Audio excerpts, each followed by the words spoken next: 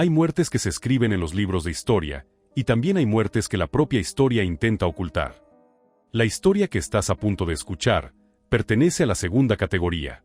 Aquella noche, en el monasterio Palacio del Escorial, el cielo parecía haber sido devorado por una capa de nubes negras y densas. El viento silbaba a través de los pasillos de piedra fría, llevando consigo un sonido parecido al llanto enterrado de siglos pasados. En un lugar donde cada ladrillo llevaba la marca del poder del imperio más fuerte del mundo, la luz de la noche de invierno se fue apagando, dejando una quietud tan pesada que costaba respirar. En una pequeña habitación, cerrada por fuera, sin ventanas, sin luna, un príncipe había muerto. Ese era Don Carlos, el único heredero del rey Felipe II. Pero lo que estremeció a toda Europa no fue que muriera tan joven, sino que nadie sabía con certeza por qué había muerto. Algunos decían que se había destruido a sí mismo por la desesperación. Otros juraban que fue obligado a morir de hambre, torturado o envenenado. Y existían rumores aún más oscuros, que el rey más poderoso de su tiempo había sacrificado a su propio hijo para mantener el trono. ¿Dónde estaba la verdad? ¿Y qué ocurrió realmente en las últimas horas del príncipe? Para comprender esta tragedia, debemos volver a aquella noche. La noche en que el Escorial se transformó en un ataúd de piedra que devoró el destino de Don Carlos. Imagina la escena: pasillos interminables iluminados por unas pocas velas temblorosas, el frío filtrándose por la ropa de los guardias, y, en el centro de ese laberinto de piedra, una puerta de madera pesada, asegurada con 3 cerrojos de hierro. Detrás de esa puerta, una oscuridad tan silenciosa que daba miedo. Nadie podía entrar, nadie podía mirar, nadie podía preguntar. Los documentos secretos dicen que, en sus últimos días, Don Carlos ya no era un príncipe. Era solo una sombra débil, con los ojos hundidos por el insomnio y las manos temblorosas por el hambre y el miedo. Pero lo que más inquietaba era su mirada. Una mirada perdida, aterradora, la de alguien que sabe que va a morir, pero no sabe cuándo ni cómo. Un príncipe encerrado en su propio palacio, sin acusación, sin juicio. Un rey, padre observando en silencio desde detrás de los muros, sin intervenir. Y una corte susurrando de miedo, tratando de ocultar la verdad que todos conocían. Esta tragedia no era obra del destino. Era el resultado del poder, la ambición y la traición. Esta no es solo la historia de una muerte. Es la historia de una familia real dividida por el miedo. De un imperio construido con acero, pero tembloroso ante sus propios secretos.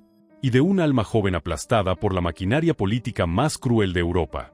Si deseas descubrir el lado oscuro de la historia, las verdades ocultas, las tragedias que los libros no se atreven a contar, quédate con nosotros. Esto es La otra cara de la historia. Y este es el comienzo de la tragedia de Don Carlos. Si te gustan los relatos históricos llenos de misterio como este, no olvides apoyar el canal suscribiéndote, dando like y compartiendo. Cada apoyo tuyo es el impulso que necesitamos para seguir creando los mejores audiorelatos. Se suele decir que la tragedia de una vida no comienza cuando alguien muere, sino en el instante en que da su primer llanto. Y en el caso de Don Carlos, ese primer llanto no sonó como la corte esperaba. El día de su nacimiento, el cielo de Valladolid estaba gris, como si presagiara algo. El viento golpeaba las ventanas, y dentro de la sala de parto saturada de olor a sangre y humedad, las comadronas intercambiaban miradas preocupadas. El bebé, colocado sobre una manta blanca, era tan pequeño que parecía que un simple soplo de aire podría deshacerlo. Esperaron su llanto, pero solo escucharon un suspiro débil, tembloroso, casi a punto de extinguirse.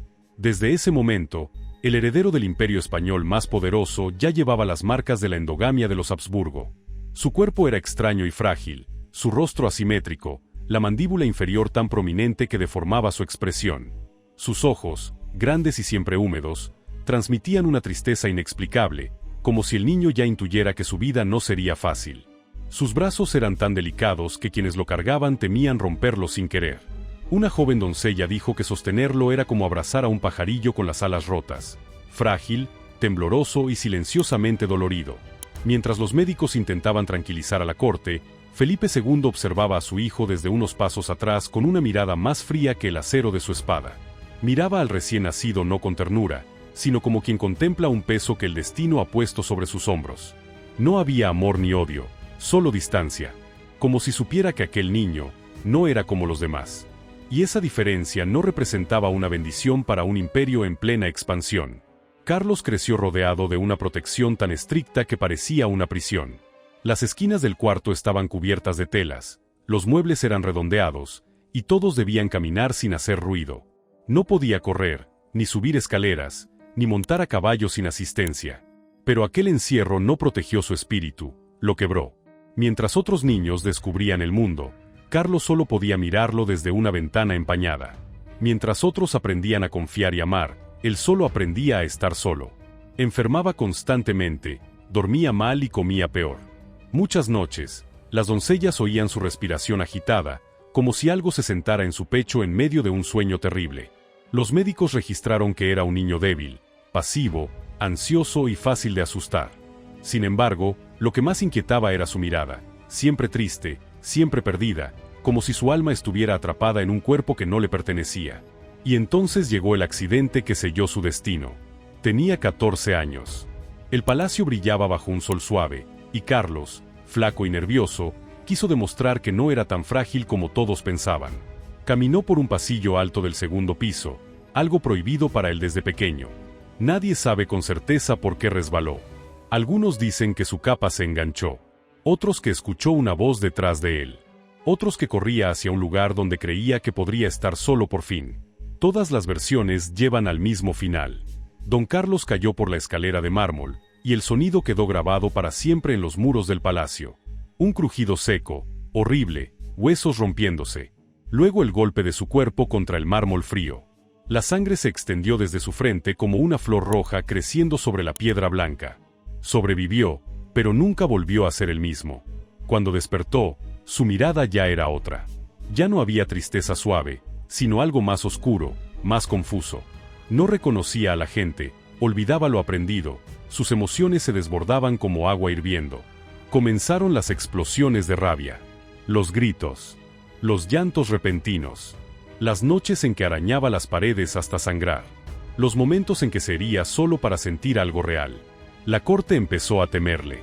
Ya nadie pensaba que aquel muchacho podría ser un rey. Decían que estaba poseído. Decían que la sangre de los Habsburgo había llegado a su límite.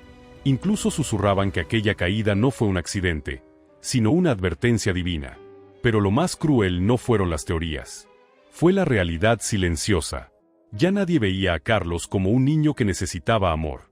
Lo veían como un problema. Empezó. Una maldición para el imperio. Y desde esa soledad absoluta comenzó la verdadera tragedia de Don Carlos.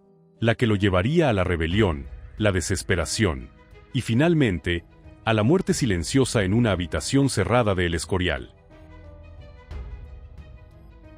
El cambio en la mente de Don Carlos después del accidente a los 14 años no solo lo alejó del mundo, sino que también hizo que toda la corte comenzara a mantener distancia de él. Pero la primera persona en retroceder fue su propio padre, el rey Felipe II. Si hay algo en lo que coinciden los registros históricos, es en esto.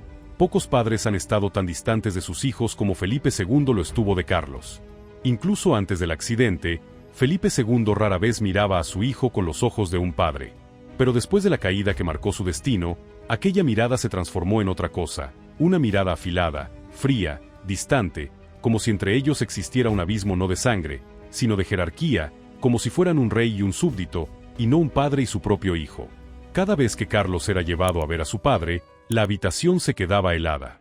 Los sirvientes contaban que, una vez, cuando el príncipe entró, Felipe estaba escribiendo una carta.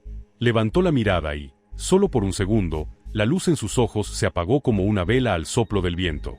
No por emoción, sino por decepción. Una decepción vieja, silenciosa, dura como el metal. Carlos se quedaba allí, con las manos entrelazadas para ocultar el temblor.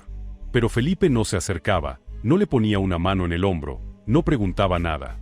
Solo lo miraba como si fuese una pieza de porcelana agrietada, un objeto valioso, sí, pero inútil para cualquier propósito real. Y lo que hacía más profunda esa herida era el silencio. Felipe II nunca gritó a Carlos. No necesitaba hacerlo. Con una sola mirada podía encoger al príncipe hasta convertirlo en algo pequeño, equivocado, en alguien que jamás podría crecer para convertirse en rey. En esos años, la corte de Madrid comenzó a agitarse con susurros. Los ministros que antes esperaban que Don Carlos heredara el trono ahora temían esa posibilidad. El príncipe no está bien. murmuraban en los pasillos interminables del Alcázar. Si él gobierna, España estará en peligro. Estamos en tiempos de guerra y expansión. Un rey inestable es un suicidio político. Esas palabras se deslizaban por las paredes de piedra, entraban en los oídos de los sirvientes y se esparcían como un olor húmedo imposible de quitar del palacio. Carlos no necesitaba escucharlas directamente. Lo sabía, lo sentía, en cada mirada furtiva, en cada gesto rígido, en cada sonrisa forzada cuando le entraba a una sala. Y lo más terrible es que Carlos empezó a creer en esos susurros. Aunque jamás recibió amor paterno, siempre mantuvo la esperanza de que, algún día, Felipe II vería que él no era tan inútil como todos decían. Pero cuanto más crecía, más entendía la verdad que nadie se atrevía a pronunciar. Felipe II no quería que Carlos fuese rey. Y la corte tampoco. Aún así, Carlos seguía siendo el príncipe. Tenía que asistir a ceremonias, banquetes y recepciones donde se reunía toda la nobleza española. Pero esos eventos, en vez de integrarlo a la corte, se volvieron noches interminables que lo hundían más en su soledad. Una de aquellas veladas quedó marcada para siempre en la memoria de quienes estuvieron allí. Fue una noche de otoño, con faroles dorados iluminando el gran salón del palacio. La música sonaba suave, el vino corría, y los nobles vestían con lujo impecable. La puerta principal se abrió y un heraldo anunció: El príncipe Don Carlos. La música no se detuvo, pero el aire sí. Una pausa sutil, afilada como una hoja. Carlos entró, delgado en su ropa bordada en oro. El rostro pálido, los ojos profundos, inseguros. Miró alrededor, buscando una sonrisa amable. No encontró ninguna. Solo miradas que se apartaban rápido, miradas de miedo, de lástima, de desconfianza. Cuando se acercó a la mesa principal, una sirvienta dio un paso atrás involuntario, dejando caer una bandeja de copas. El cristal se rompió con un sonido frío que hizo girar varias cabezas.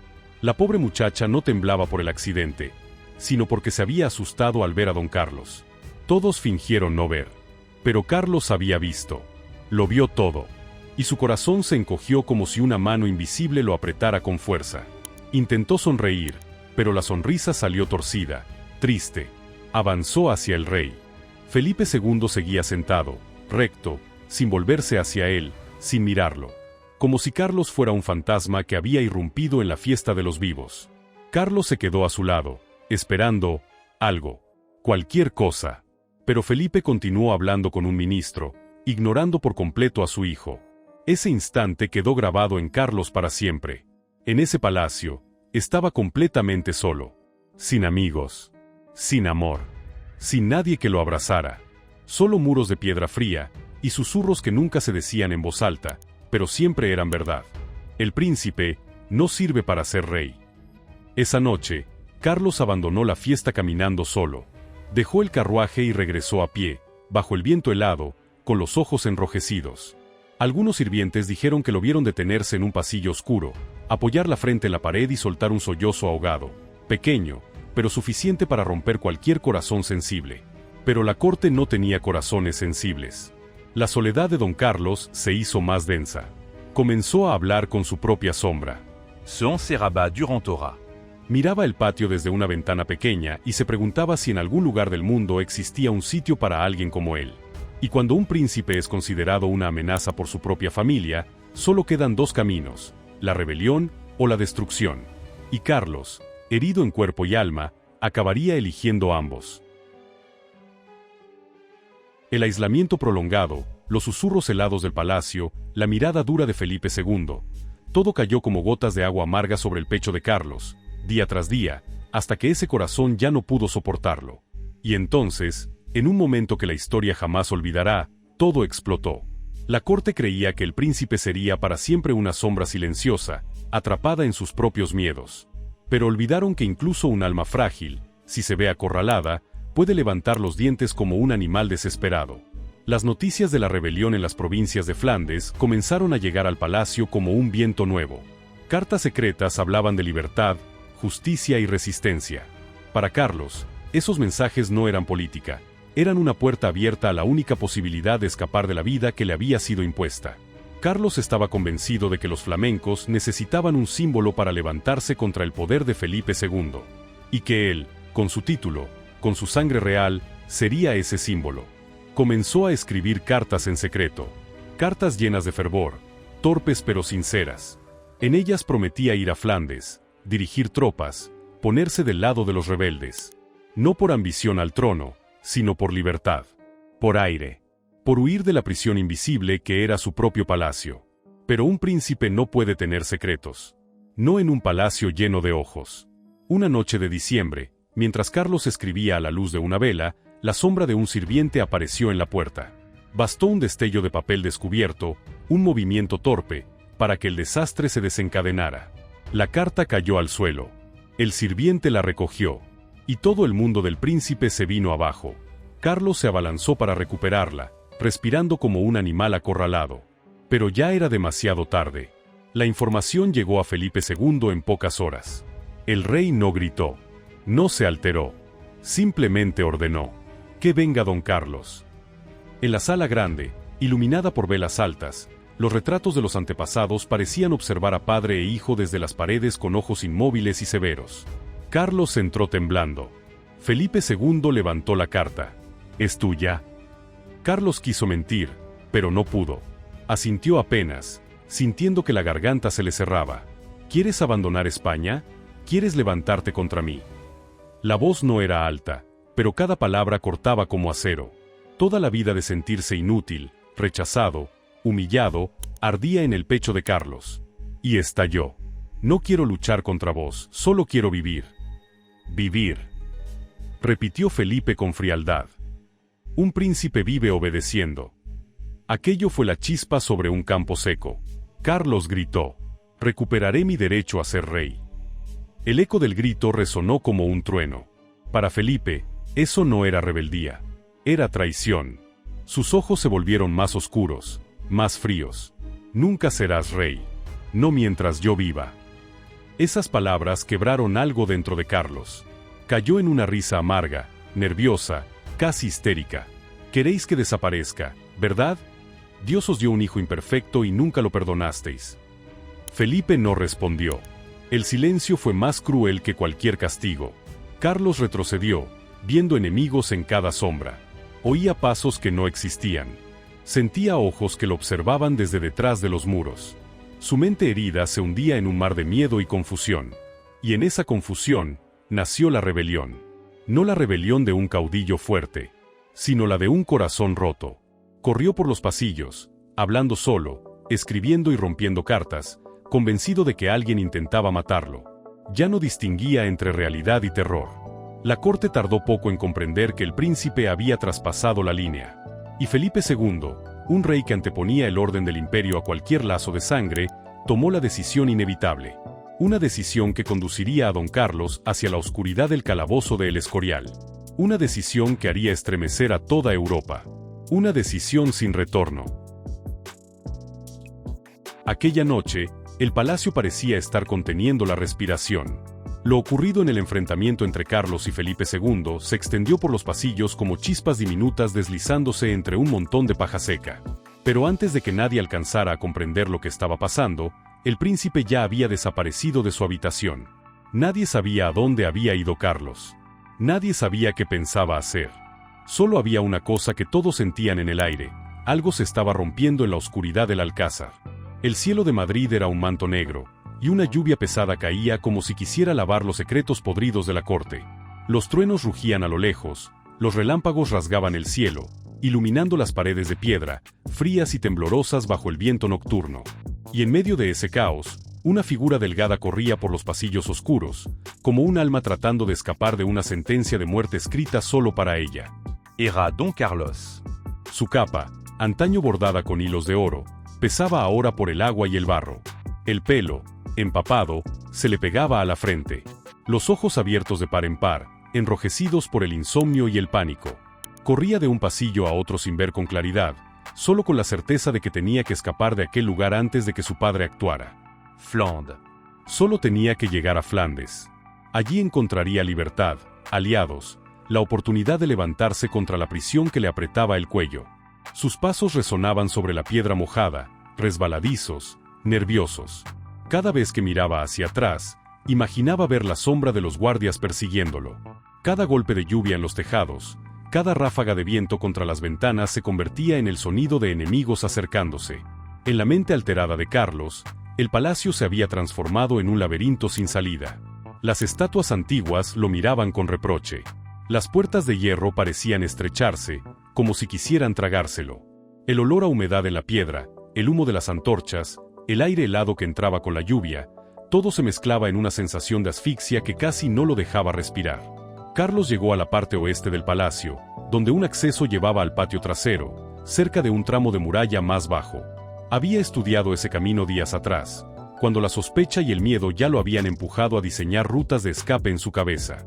Pero cuando la pesada puerta de madera se abrió, lo que lo recibió no fue la libertad, sino un muro blanco de lluvia y un viento tan violento que le arrancó el sombrero de la cabeza. Bajo el relámpago se veía claramente su figura, tembloroso, pequeño, casi vencido. Y sin embargo, en ese instante, los ojos de Carlos brillaron con algo que hacía mucho no se veía en él: esperanza. Si conseguía trepar aquel muro, cruzar el bosque del sur, llegar al camino principal, quizá podría huir antes de que la corte se diera cuenta. Otro relámpago iluminó la noche. Carlos apoyó las manos en la piedra fría, resbaló, volvió a intentarlo. Casi había logrado poner la rodilla sobre el borde cuando... ¡Deténganse! Dừng lại. El grito atravesó la cortina de lluvia como una espada. De la oscuridad surgió un grupo de guardias como una manada de lobos. El metal de las armaduras relució, las botas de hierro golpearon el suelo con violencia. Príncipe Carlos. Por orden del rey, deténgase. Hoàng tử, theo lệnh nhà vua, dừng lại ngay. Carlos giró la cabeza. Sus ojos se quebraron en 1000 pedazos de cristal. Gritó, con la voz rota por la desesperación: «Déjenme. Déjenme ir. Necesito salir». Để ta đi, ta phải rời khỏi đây. Pero nadie escuchó sus súplicas. Para ellos, la orden del rey estaba por encima de cualquier llanto. Y para Felipe II, la huida de Carlos era poco menos que un acto de traición. Uno de los guardias lo sujetó por la capa. Carlos se revolvió como un animal acorralado, mordió, arañó, golpeó con todas sus fuerzas, intentando zafarse de aquellas manos duras como hierro. «Suéltenme. No vuelvo. No vuelvo nunca». Buông ta ra, ta không quay lại, ta sẽ không bao giờ quay lại. Pero no fue la fuerza lo que lo venció, sino el número. Otros 2 guardias lo rodearon y lo redujeron. Carlos cayó al suelo embarrado, la cabeza golpeó el barro, la capa se rasgó.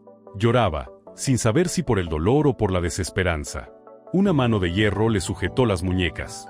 Otra le inmovilizó las piernas. El príncipe fue arrastrado por el pasillo, la piedra fría raspándole la piel. Gritaba hasta quedarse casi sin voz. «No soy un prisionero. Soy el príncipe». Ta không phải tù nhân, ta là hoàng tử. Pero sus palabras sonaban ya como las de alguien que había dejado de ser visto como heredero hacía mucho tiempo. Lo arrastraron frente a antorchas vacilantes, por la puerta principal, hacia la oscuridad profunda del palacio.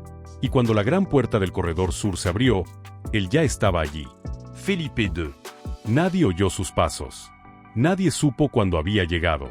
Solo se veía su figura alta fundida en la penumbra, como si la propia oscuridad hubiera tomado forma de hombre. Los guardias se arrodillaron. Felipe avanzó un paso. Su rostro no mostraba ira ni compasión. Solo la quietud de un juez que ya ha dictado sentencia y solo viene a confirmarla. Carlos miró a su padre, con los ojos llenos de lluvia y lágrimas. Por primera vez en muchos años, en su mirada apareció una chispa diminuta de esperanza, la esperanza de que, pese a todo, un padre seguiría siendo un padre, que aún podría comprenderlo, quizá perdonarlo. Pero Felipe II lo miró sin el más mínimo rastro de ternura. Lo miró como se mira a un peligro para el reino, a un error que debe corregirse, a una amenaza que debe encerrarse. Habló en voz baja, pero sus palabras sonaron en el corredor como un martillo contra la piedra. «Hijo, desde esta noche, tu libertad termina». Con trai, từ đêm nay, tự do của con kết thúc. Carlos negó con la cabeza una y otra vez, como si quisiera expulsar aquella frase de su mente. «Padre, por favor, yo solo quería vivir». Cha, con chỉ muốn được sống. Pero Felipe ya se daba la vuelta. No respondió. Para él, la historia se había cerrado. Para Carlos, en cambio, acababa de abrirse un camino nuevo, uno que lo llevaría directo al dolor, a la oscuridad y a una muerte tan extraña que haría temblar a toda Europa. Los guardias tiraron de él otra vez. Esta vez no lo llevaban a su habitación, sino hacia otra puerta, una que conducía a una celda sin ventanas, sin salida, donde la luz dejaría de tocar su rostro. Cuando la puerta de hierro se cerró tras él, el eco del golpe se extendió por el aire como el sonido de unas cadenas sellando un destino. Un momento se terminaba. Otra puerta se abría. La puerta hacia el último acto de la tragedia del príncipe abandonado. La puerta de hierro se cerró tras don Carlos con un sonido pesado y hueco, como una campana fúnebre. El eco recorrió los pasillos de piedra, se filtró por las grietas de los muros fríos y se clavó en los huesos de cualquiera que lo oyera. Para la corte, era simplemente el sonido de una orden real ejecutada. Para Carlos, era el ruido de su vida cerrándose para siempre. Su celda no era más grande que un pequeño cuarto de almacenaje del palacio. Sin ventanas, sin alfombras, solo paredes de piedra, una cama de madera tosca y una pequeña abertura en la puerta por donde le pasarían la comida. La única luz venía de una vela colocada fuera, en el pasillo, cuya débil claridad entraba como un rayo amarillento, delgado y triste. Ya no había música, ni pasos de sirvientes, ni risas falsas de banquetes, solo silencio. Un silencio tan denso que, al principio, lo atormentaba, luego, se convirtió en su única compañía. La primera noche, Carlos golpeó la puerta, golpeó las paredes, llamó a su padre, a los guardias, a cualquiera que aún se acordara de él. Pero sus gritos se estrellaron contra la oscuridad y se deshicieron. Nadie respondió. Nadie vino. Tras horas de gritar hasta rasgarse la garganta, cayó al suelo de piedra, respirando con dificultad, las manos buscando a ciegas algo a lo que aferrarse. No encontró nada. Solo frío. Un frío distinto al del clima. Un frío que parecía venir del propio lugar, como si las paredes supieran absorber el calor de cualquiera que entrara allí. Al día siguiente, un guardia abrió la pequeña abertura y le pasó una bandeja con pan duro y agua. Carlos se lanzó hacia ella como un hombre moribundo. Pero al tocar el pan, detuvo la mano. Sus ojos parpadearon vacíos. No era realmente hambre lo que sentía. Era la necesidad de que alguien, quien fuera, le diera algo, aunque ese algo fuera comida fría y sin sabor. Comía poco. Mordiscos pequeños, mecánicos, como si masticara piedras. El agua estaba tan fría que le dolían los dientes. Aquello, que habría sido casi un lujo para un campesino, era un castigo miserable para un príncipe. Pero lo peor no era el hambre. Lo peor era el tiempo. Sin luz del sol, Carlos perdió la noción del día y la noche. Cada vez que sonaba una puerta en el pasillo, pensaba que era de día. Cada vez que los pasos se alejaban, creía que era de noche. Al final, el tiempo dejó de tener contorno. Un día podía durar una semana o un parpadeo. Todo se mezclaba. La realidad se enredaba con las alucinaciones, los recuerdos con los sueños. A veces se quedaba sentado horas, mirando fijamente la pared, imaginando que respiraba. A veces apoyaba la oreja en la piedra y hablaba con su propia sombra, proyectada débilmente en la superficie rugosa. ¿Quién eres? ¿Me escuchas? ¿También te han abandonado como a mí? Nadie sabía con quién hablaba en realidad. Tal vez con los restos de su cordura. Tal vez con sus propios miedos. Algunas noches, los guardias oían su llanto. No era el llanto de un príncipe ni el de un loco, sino el de un niño perdido en un bosque helado. Pequeño, tembloroso, entrecortado. Un guardia viejo, que lo había visto crecer, se giró para que no le vieran las lágrimas. Murmuró. El príncipe llora como un niño sin madre. Había días en que su mente parecía deformarse por completo. Se arrancaba la ropa, la hacía jirones, y los esparcía por el suelo como si fuera nieve sucia. Se golpeaba la cabeza contra la pared, dejando manchas de sangre que se escurrían por la piedra. Cuando los médicos entraban a examinarlo, se acurrucaba en un rincón como un animal temeroso, con los ojos enrojecidos, preguntando con voz temblorosa. Mi padreos ha mandado a matarme? Nadie podía responder. Nadie podía mostrar compasión. La orden de Felipe II era clara. Sin conversación. Sin consuelo. Sin esperanza. Y así, Carlos fue dejado solo en un horno invisible donde su mente se deshacía poco a poco. Una noche sin lluvia, el viento silbó entre las grietas de la piedra, produciendo un gemido largo, como el de una bestia herida. Carlos se encogió en un rincón, se cubrió la cabeza con las manos y susurró. «Vienen, los oigo, vienen a matarme». Sus uñas se clavaron en la piedra hasta sangrar. La piel de las manos se abrió. Pero el dolor físico era menor que el torbellino de terror dentro de su cabeza. A ratos, se quedaba en silencio, como si una memoria antigua le pasara por delante de los ojos, tal vez la de su madre, muerta cuando él aún era pequeño. Extendía la mano hacia el vacío, intentando tocar algo que ya no estaba allí. «Madre, madre, sáqueme de aquí». Pero la oscuridad nunca le respondía. Los días lo fueron consumiendo. Sus mejillas se hundieron. Los labios se le agrietaron. Los ojos se volvieron pozos negros. El príncipe joven y orgulloso de antaño ya no existía. Solo quedaba una silueta delgada, quebradiza, como si un soplo de aire pudiera hacerla desaparecer. Una sirvienta que llevaba la comida por la ranura contó que, hacia la segunda o tercera semana, vio a Carlos de pie en medio de la celda, con la cabeza ligeramente inclinada, los ojos abiertos, mirando la pared como si reconociera a alguien. Lo oyó susurrar. «Has vuelto, sabía que volverías. No me abandones otra vez». Extendió la mano hacia la nada, luego se echó a reír. Una risa rota, inquietante. Y enseguida, tras la risa, un sollozo tan desgarrador que helaba la sangre. Nadie supo nunca con quién hablaba, o si hablaba con los pedazos de su mente, que parecían soltarse de él día tras día. Los viejos criados del palacio, acostumbrados a tragedias de la realeza, confesaron aún así que los ojos de Carlos en esos días les perseguían en sueños. Ya no había vida en ellos, decían. Solo miedo, y una pérdida que nadie podía reparar. En aquella celda, el tiempo no avanzaba. No era una línea. Era un círculo que lo apretaba cada vez más. El día se confundía con la noche. La noche se confundía con el día. Comía poco, dormía mal, respiraba como si tuviera agua en los pulmones. Soñaba con puertas que se abrían frente a él, solo para cerrarse de golpe. Soñaba con su padre, de pie, mirándolo en silencio. Soñaba con las miradas decepcionadas de todos. Soñaba con libertad, y despertaba en una oscuridad espesa. Así, poco a poco, don Carlos se fue deshaciendo. No por hambre, no por enfermedad, sino porque su alma era triturada por una soledad absoluta. Esa celda no solo encerró su cuerpo, encerró su espíritu, centímetro a centímetro, hasta que ya no quedó nada que pudiera salvarse. Y entonces, en una noche que nadie recordaría con exactitud, cuando el viento sacudía con fuerza las rejas del pasillo, Carlos dejó de gritar.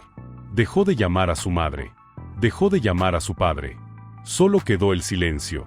Un silencio tan distinto, tan denso, que el guardia se acercó a la puerta, pegó el oído, intentando escuchar si aún quedaba un hilo de respiración. A partir de esa noche, el destino de don Carlos tomó su último desvío, el que lo llevaba a una muerte misteriosa que haría estremecer a toda Europa. En los últimos días en aquella celda, nadie sabía si don Carlos estaba realmente vivo o muerto. Los sirvientes solo escuchaban pasos lentos, como los de alguien perdido en la oscuridad, a veces una tos ahogada, una respiración entrecortada. A veces, nada. Un silencio espeso, como si estuviera enterrando un alma entera. La noche del destino llegó a finales de julio de 1568. Madrid ardía como si estuviera metida en un horno, aunque afuera ya era medianoche. No había viento, ni lluvia, ni insectos. Solo un calor pegajoso, tan pesado que parecía querer aplastar todo lo que aún respiraba en el palacio. El pasillo donde Carlos estaba encerrado solo se iluminaba con unas pocas velas a punto de consumirse. Sus llamas temblaban, amenazando con apagarse en cualquier instante. 2 guardias se turnaban la vigilancia cada media hora, pero apenas hablaban entre ellos. Los 2 sentían que algo estaba a punto de pasar, y que no sería nada bueno. Entonces, cuando el reloj de noche acababa de marcar la tercera hora, se oyó el primer sonido desde el interior de la celda. No era un grito. No era un llamado de auxilio. Era un sonido rasposo en la garganta, el sonido de alguien que lucha por respirar y no puede. Una respiración larga, débil, que se rompía en pedazos. Los 2 guardias se miraron. El más joven se acercó y pegó la oreja a la puerta. Principe, ¿está bien? No hubo respuesta. El sonido volvió, esta vez más fuerte. Algo pesado cayó al suelo. Se oyó una mano arrastrándose por la piedra. Después, un gemido entrecortado, como si lo estuviera estrangulando una mano invisible. El guardia viejo apretó más fuerte la lanza. no podemos abrir. Es la orden del rey. Pero cuando el grito estalló, todos temblaron. Un grito que desgarraba la garganta, que chocó contra las paredes de piedra y rebotó por todo el pasillo. Padre, no, No, no quiero morir. Cha, con không muốn chết. Ese grito no era el de un rebelde. No era el de un suicida. Era el de alguien que estaba siendo matado. El guardia joven se puso pálido. Debemos abrir la puerta. Sin orden, no se abre, dijo el viejo, pero la voz le temblaba. Desde dentro, los gritos se transformaron en sonidos de lucha. Una respiración jadeante, como si se estuviera ahogando con agua o con algo que le llenaba la garganta. Manos y pies golpeando las paredes. Uñas rascando la piedra, dejando quizá las últimas marcas desesperadas de alguien que aún estaba vivo. Y de pronto, silencio. Un silencio escalofriante, como si el mundo entero hubiera sido absorbido por un agujero negro.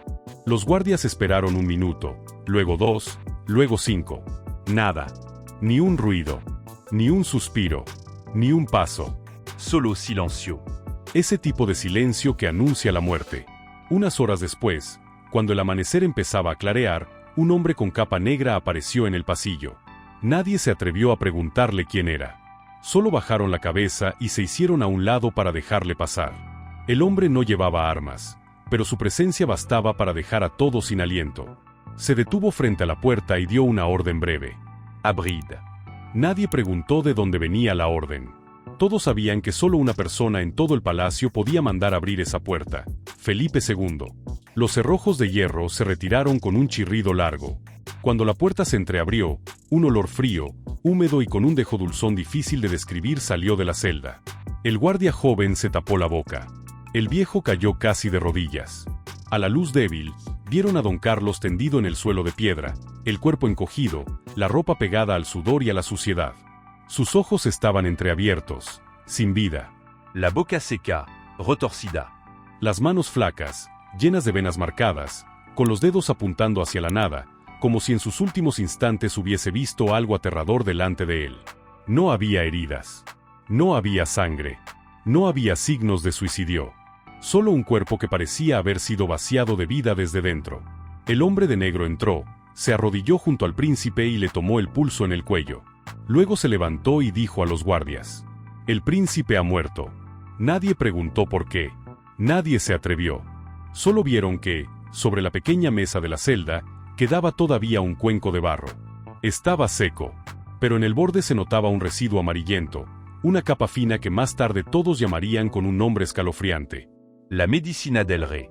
Nunca se presentó una prueba oficial de que Felipe II hubiera ordenado envenenar a su propio hijo, pero todos los detalles apuntaban en esa dirección.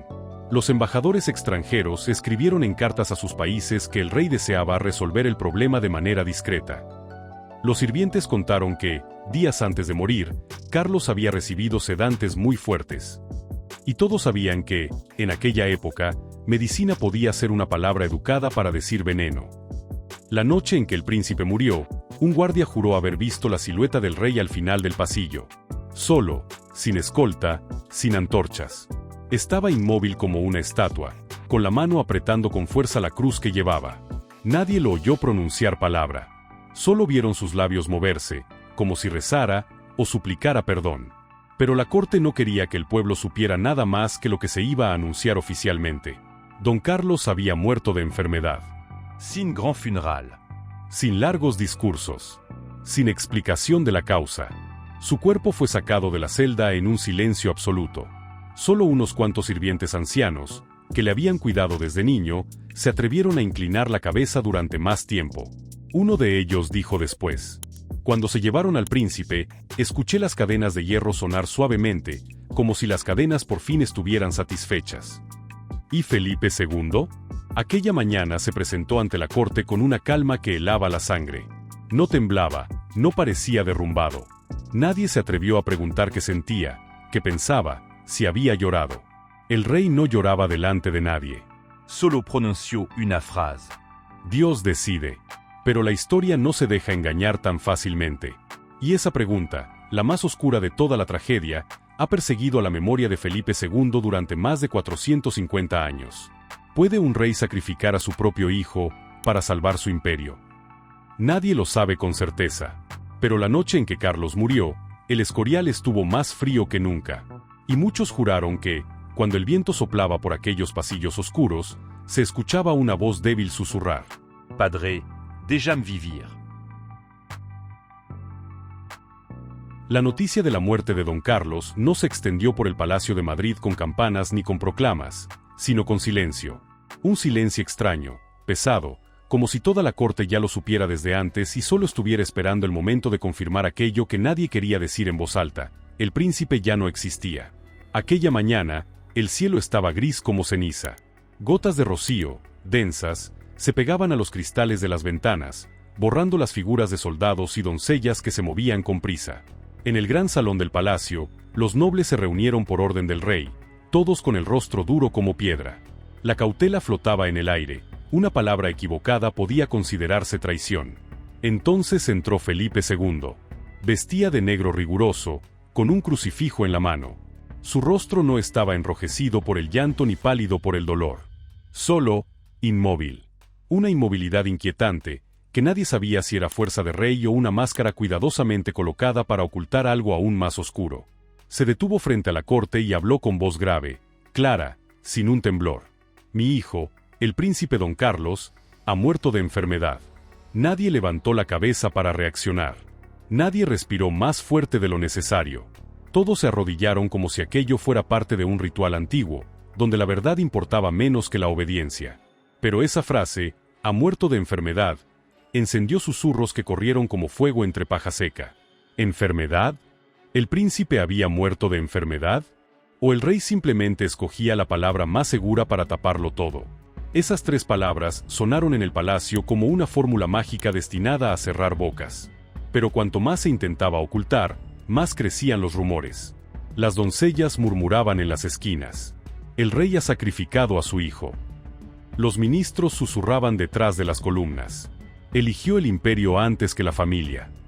Y los soldados, bastaba mirar sus ojos para entender que habían oído lo que pasó en la última noche del príncipe.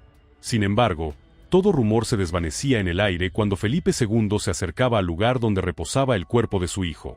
El ataúd, de madera de nogal oscura, estaba cubierto por un paño de terciopelo púrpura. Sobre él descansaba la espada del príncipe, que ahora no era más que un símbolo vacío de alguien que nunca llegó a empuñarla como rey. Felipe se quedó de pie frente al féretro durante mucho tiempo. Nadie se atrevió a respirar con fuerza. Nadie sabía lo que pensaba. Nadie sabía si sufría o si por dentro estaba vacío. La luz de las velas jugaba en su rostro, dibujando sombras que lo hacían parecer al mismo tiempo sagrado y helado. No había en él una expresión clara de tristeza, ni de rabia, ni de arrepentimiento. Solo vacío. Un vacío que hacía que todos se preguntaran: ¿era este el rostro de un padre que ha perdido a su hijo? ¿O el de un rey que ha hecho lo que creía necesario para salvar su trono? Nadie se atrevió a preguntar. Nadie se atrevió a mirarlo directamente a los ojos. Un joven sirviente contó después que, al inclinarse para colocar una vela cerca del ataúd, creyó ver en el rostro de Felipe II una gota brillante. No supo decir si era sudor o una lágrima. Y eso le dio aún más miedo. Porque si el rey realmente lloraba, aquellas lágrimas no parecían de un padre, sino de alguien que temía ser juzgado por su propia conciencia. Tras una breve ceremonia, Felipe II se dio la vuelta. No tocó el ataúd, no puso la mano sobre él, no hizo la señal de la cruz una vez más. Simplemente se alejó, como una sombra, llevando a cuestas el peso de un imperio entero. Pero en los días siguientes, los susurros no cesaron. Decían que el príncipe había sido envenenado con medicina para dormir. Decían que gritó pidiendo ayuda antes de morir. Decían que el propio Felipe II estuvo de pie en la oscuridad esa noche, escuchando cómo su hijo se apagaba. Y una frase se extendió por todas partes, sin que nadie supiera quién la dijo primero. El rey sacrificó a su propio hijo para salvar el imperio. Nadie se atrevía a repetirla en público, pero en los corazones de muchos ya era una verdad. Algunos decían que Felipe II no sufrió porque era demasiado frío. Otros, que no podía mostrar dolor, porque si el rey se veía débil, todo el imperio se debilitaría. Otros más creían que sufría tanto que había dejado de poder llorar, que su corazón se había vuelto piedra, y que eso era la tragedia más terrible de todas. Un sacerdote de la corte escribió en su diario: el rey reza cada noche a solas. Pero no sé si pide por el alma de don Carlos, o si pide que Dios le perdone a él mismo. Nadie entraba nunca a la sala donde rezaba. Se decía que, en las noches frías, al pasar cerca, se escuchaba una voz baja: Señor, yo no tenía opción. ¿Era esa la verdad de un hombre obligado a escoger el imperio antes que a su hijo? ¿O solo una excusa para poder seguir durmiendo por las noches? Nadie lo sabe. Y lo más inquietante es que la verdad permaneció tan silenciosa como Felipe II. Él nunca volvió a mencionar el nombre de Carlos. Ni en los consejos, ni en las comidas, ni en las oraciones públicas. La muerte del príncipe se convirtió en una grieta oculta, en una mancha que nadie veía, pero que todos sentían. Las mujeres de la corte, al arrullar a sus hijos por la noche, contaban a veces la historia del príncipe encarcelado como advertencia. Nacer en la realeza no siempre es una bendición, a veces es una maldición. En el corazón de quienes sabían la historia, la pregunta seguía flotando, pesada como una losa funeraria. ¿Puede un rey sacrificar a su hijo para conservar su imperio? Si la respuesta es sí, entonces Felipe II fue un gran rey. Si la respuesta es no, entonces fue el padre más cruel de la historia de España. Y quizá es precisamente porque esa pregunta no tiene respuesta que la tragedia de Don Carlos sigue viva, como una sombra larguísima que va del siglo XVI hasta hoy. La muerte de Don Carlos no terminó cuando su cuerpo fue metido en un ataúd y sacado del palacio en silencio. A veces, las vidas cortadas demasiado pronto dejan un eco más fuerte que las de quienes reinan durante décadas. La desaparición del joven príncipe fue como un corte afilado en el corazón de los Habsburgo. Una herida que nunca cerró. No mucho después, los rumores se extendieron por toda España, cruzaron los Pirineos y llegaron a Italia, Francia, Flandes, Austria. La historia del príncipe envenenado por su padre se convirtió en una mancha de sangre imposible de borrar. Poetas, historiadores y políticos murmuraban la misma frase: un imperio construido con sangre será hundido por su propia sangre. Một đế chế được dựng bằng máu sẽ bị chính dòng máu của mình nhấn chìm. La dinastía de los Habsburgo, sostenida sobre el poder, la religión y el miedo, empezó a desmoronarse justo en el siglo en que murió Don Carlos. Guerras interminables, arcas vacías, decadencia interna, como olas silenciosas golpeando el casco de un barco demasiado grande, hasta debilitarlo sin que nadie se diera cuenta. Muchos creyeron que, desde la noche en que la puerta de la celda de Carlos se cerró por última vez, una maldición cayó sobre la familia. La maldición del hijo abandonado, olvidado, encerrado hasta morir en la oscuridad, sin una mano que lo acompañara en el último suspiro. Años después, cuando algunos de los viejos sirvientes ya estaban ancianos, contaban que a veces soñaban con aquella habitación, sin ventana, sin luz, con un olor húmedo y helado, y el crujido del tiempo sobre la piedra. Y en sus sueños, oían el viento pasando por la rendija de hierro, produciendo un lamento largo, como si alguien los llamara desde el otro lado de la muerte. Uno de ellos dijo: la habitación vacía, nunca estuvo realmente vacía. Se quedó allí el alma del chico. Desde entonces, la celda de Don Carlos se convirtió en símbolo de la crueldad, de la caída y de la advertencia dirigida a cualquier imperio levantado sobre el poder absoluto. Los narradores de aquella época decían que la historia es como un pozo profundo, y el caso de Don Carlos era un espejo roto en el fondo, reflejando para siempre el lado más oscuro del ser humano. Pero esta historia no es solo una maldición ni un drama de palacio. Es, sobre todo, una pregunta sin respuesta. ¿Quién mató realmente a Don Carlos? ¿Fue aquella muerte un acto frío de un rey? ¿O el desenlace inevitable de una mente rota, de un cuerpo agotado, de una vida que nunca estuvo sana? ¿Lo que sabemos hoy es verdad, o solo la versión que quisieron dejar los vencedores? Don Carlos murió en la oscuridad, pero su muerte iluminó algo que toda monarquía teme: que por mucho poder que se tenga, la oscuridad dentro de las personas es todavía más peligrosa. La tragedia del joven príncipe no fue solo la tragedia de un individuo. Fue la de toda una familia encadenada al poder, a la presión, al miedo, a decisiones brutales envueltas en palabras bonitas como por el bien del imperio.